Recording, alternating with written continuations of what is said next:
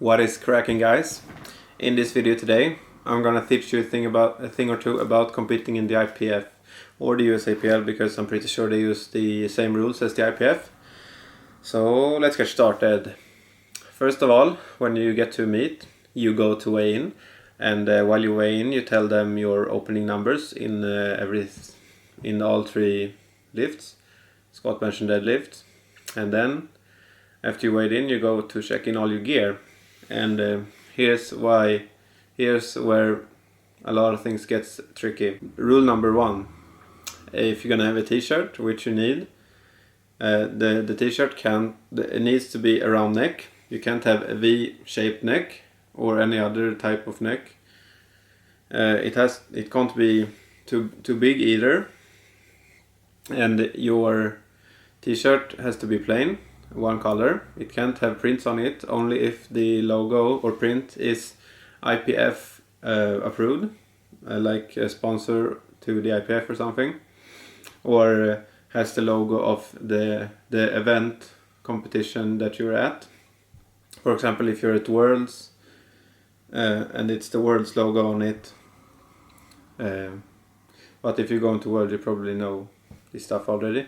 And it can have your name on it, it can have your country on it, but not much more than that. If you're at a very local competition, you might get away with your own sponsor, but you're safe with bringing a plain shirt. And it can't have rubber on it or any stretch material.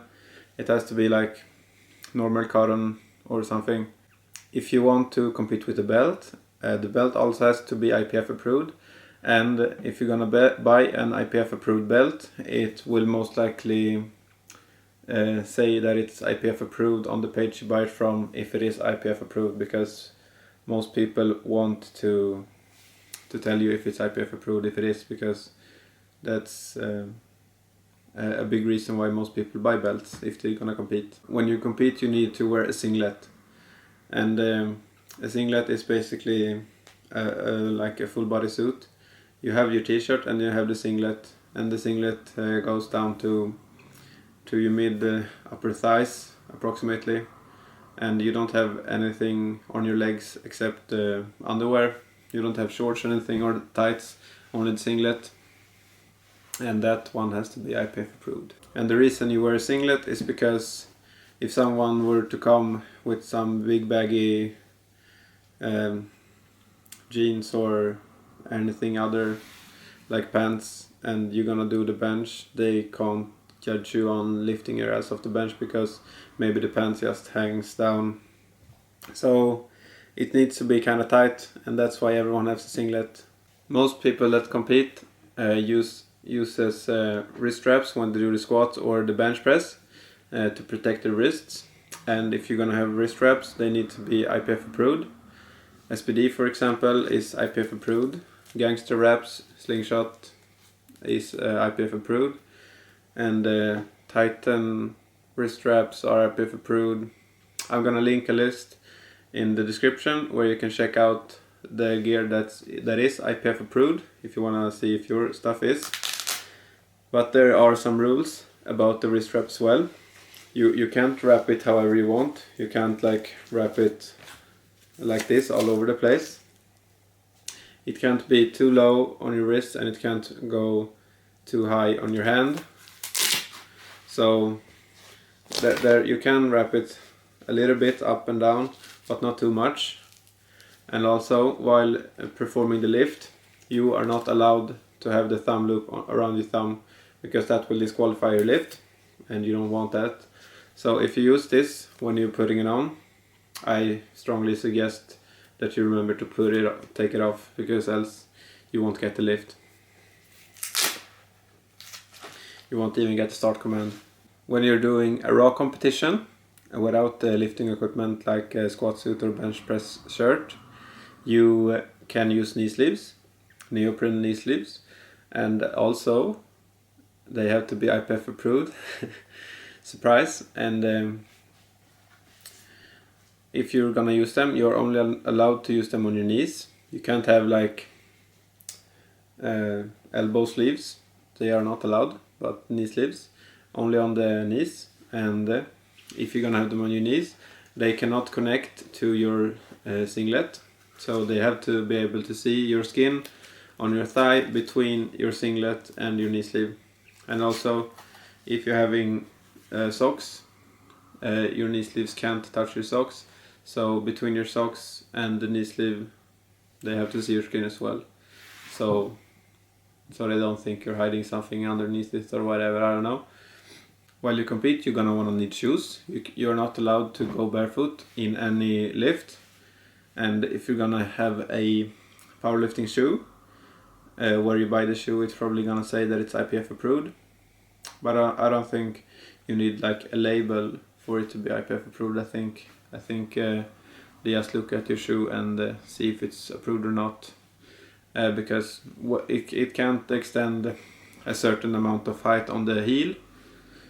But if you're gonna buy like a Romaleos or Adidas power shoes, powerlifting shoes or Olympic weightlifting shoes, you're most likely good to go. In the deadlift, most people try to have as flat shoes as possible with as thin sole as possible, so that you come as close to the ground and get the less range of motion, because every millimeter counts. And you're not allowed to go barefoot on the deadlift, so you need something. You can have deadlift slippers. There need to be some type of sole. I'm not really sure about the rules, but there are shoes that's like slippers that's about the thickness of a normal sock. So I don't know. You need one of those at least. You need something. Also, when you're doing the deadlift, at least you need to have deadlift socks that extend over your shins to protect your shins from the bar, so that when you pull the bar it won't scratch up your legs and it won't be blood all over the bar. Basically that's the reason. So you need one of those, and the deadlift socks has to be IPF approved. Yeah, that's right. So now a couple of tips. You are not allowed to swear on the platform.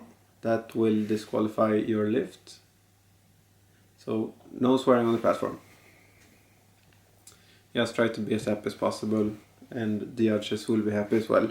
If you are doing low bar squats and you have much forward lean, you in some cases will not get the start command if you lean forward too much. So while walking out the weight, try to be as upright as possible and wait for the start command. And after the start command, you can basically do whatever the fuck you want to do. And then you can lean over and just perform the squat as you do in the gym. But you gotta wait for that start command first, and then you can tilt however you want. However, after the start command, you can't move your feet. You can shift from your heel to your toes, but you can't move your feet in any other direction, because you will get red lights for that, and the lift is no lift. If you perform a lift and you get one red lamp, or multiple red lamps for that matter, make sure you ask the judge why he gave you the red light. If, for example, you're doing a deadlift and the judge is not happy with your lockout, maybe whenever you get a red light, they raise a card, and maybe if you get one red light and he raises a card, the other judges see that as well, so maybe they pay more attention to what exactly you did wrong when you do the next attempt, and maybe you're not so lucky next time and you get 2 red lights, which means there's no lift and you fail that attempt. So if it was, for example, the lockout, and you maybe lock out a little bit short, and you can fix that next time, so you better ask him what it was you did wrong so you can fix it, and not fail your next attempt because you didn't know what to do when you could have easily fixed it. Some other few tips as well, while doing the deadlift, for example. After you get the down command, you have to control the bar on the way down. You don't have to go slow, but you cannot release the hands from the bar until it touches the ground. And after you get the down command, you are allowed to move your feet on the deadlift. Like for example, if you're doing sumo deadlift, you can like tilt your feet in after that. So your feet doesn't really matter after the down command, but your hands has to stay on the bar until the bar touches the floor. While doing the bench press, if you are someone who likes to do your own lift off, when I do my lift off, I like to be pretty much under the bar, but you cannot have your head too far off the bench to the back, because then you will not get the start command. And that's why most people have lift off themselves, because when the bar is too far back, they can't lift it off themselves, so that's why they get the lift off. But if you can, you should try, and make sure you not go too far behind the bench. Also in the IPF, while you're doing the bench press, your feet has to be flat on the floor the entire time. After you get the start command, you cannot move your feet. The only thing you're allowed to move is the bar, and it's from up to down and up again. And also you're not allowed to lift your head off the bench while performing the deadlift. I mean the bench press. The head has to stay on the bench. I think that's all for this time. I think I covered as much as I can come up with on top of my head. And I hope that helped you with having a successful meet. And I hope that you do not fail with checking in your gear and stuff, and that you get your stuff approved. And good luck at your meet if you're gonna do a meet. And thanks for watching.